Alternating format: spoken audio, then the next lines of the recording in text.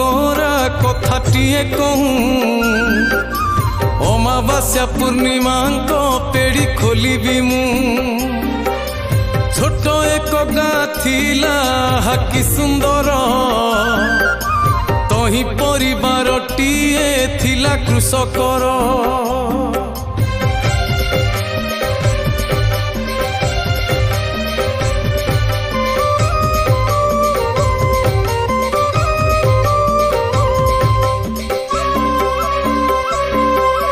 भारीजा सहित सीए आनंदरे थिला